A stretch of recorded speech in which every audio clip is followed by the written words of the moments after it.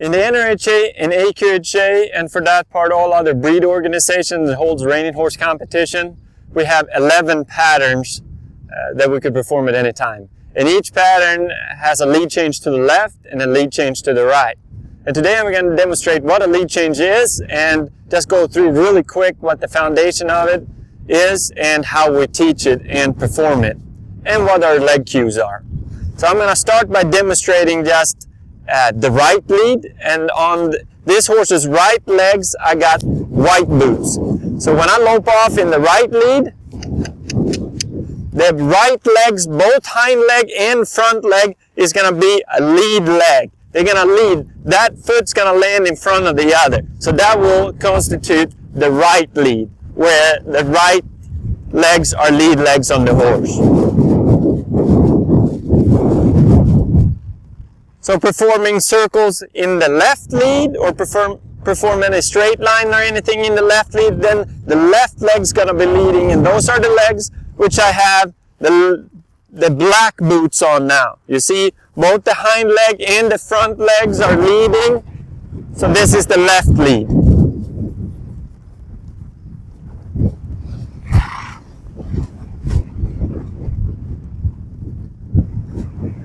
So the lead change is where we actually go across with the horse and the horse is changing which is going to be the lead leg.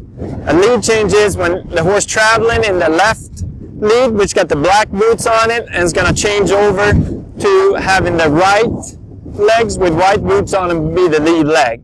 I'm going to go across here. I'm going to demonstrate one lead change real quick from left to the right. I'm going to lope off in the left lead.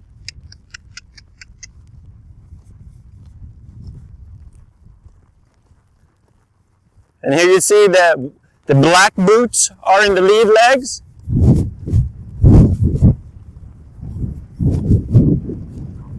I'm going to come around, do a lead change, and now I change over, so now the white boots are the lead leg in the lead change. That is a lead change.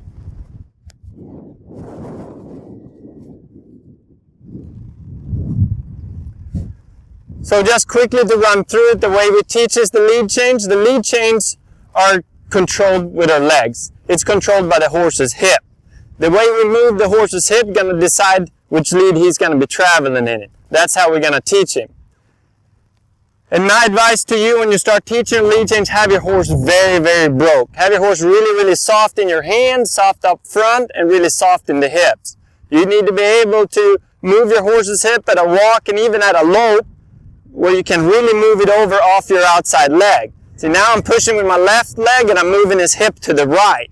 This is going to be the cue when I change from the left lead to the right lead. I'm going to push my horse with the outside leg, new outside leg, so I push him over into the right lead.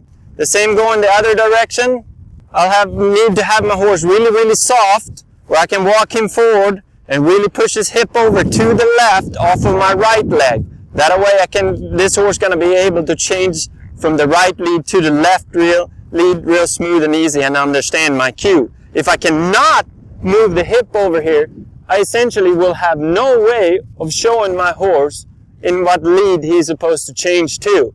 So it's very important to have a lot of softness, a lot of hip control before you start changing these leads.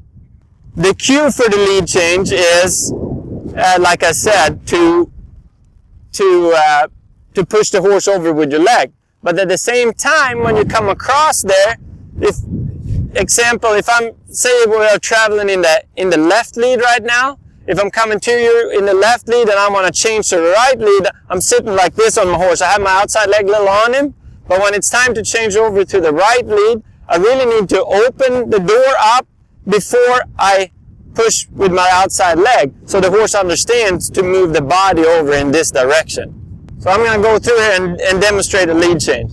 And I do a lot of my lead changing in counter-canter circles. If I practiced a lot of counter-canter circles before I change leads, that my horse understands my legs real well and is soft enough to stand up from my inside leg, so when it's time to change, it's really flexible in the hip.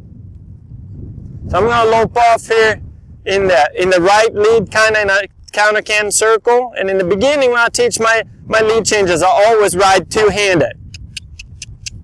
So here I'm moving off in the right lead, but now I'm going in a counter-canter circle. And then I'm going to ask for the change, and it changed.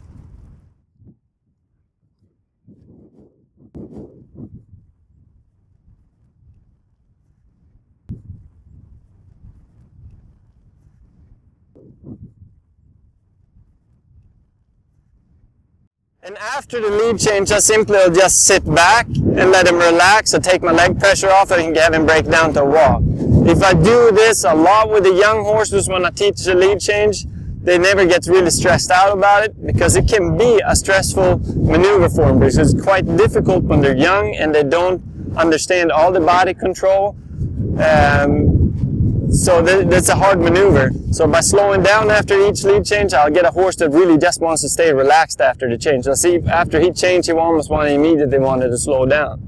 That is not a big problem for us when we go showing, because when we go showing, if the horse wants to slow down after the change, we can just push it on a little bit. And that's what we're looking for, a horse that's waiting for our cue anyways.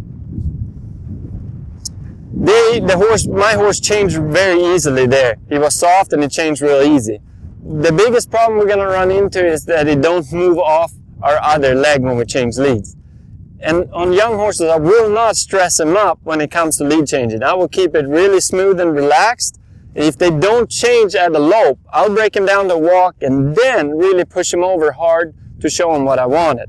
I'm going to demonstrate that one time and see if I can do that.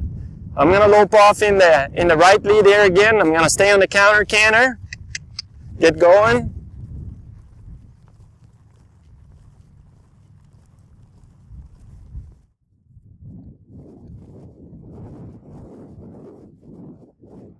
And there he wanted to change. So I'm just going to stay in the counter canter till he waits for my cue. Now I'm going to open the door, push him over, and change. If he wouldn't have gotten off my right leg good to step in that new left lead, I would have slowed him down to walk like I'm doing now and really pushed him over here. By slowing it down to walk and doing that at a walk, the horse will stay much more relaxed and won't get stressed up if we fight with him at a lope. On the same token, another problem we can have is the horse gets really pushy on our hand while we're practicing counter canning and practice lead changing. And that way we have a backup system. We can school them off our hands real easy. I'm going to lope off in the right lead here again. And I'm going to lope around and change him. Open the door, change. And if the horse wanted to speed up and get real pushy on me, I would simply just grab the hold of him and slow him down with my hand.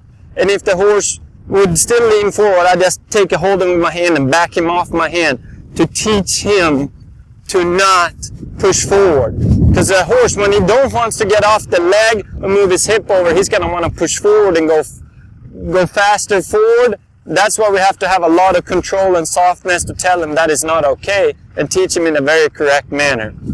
Always, as it comes to horse training, you don't want your horse to develop any bad habits in the training program.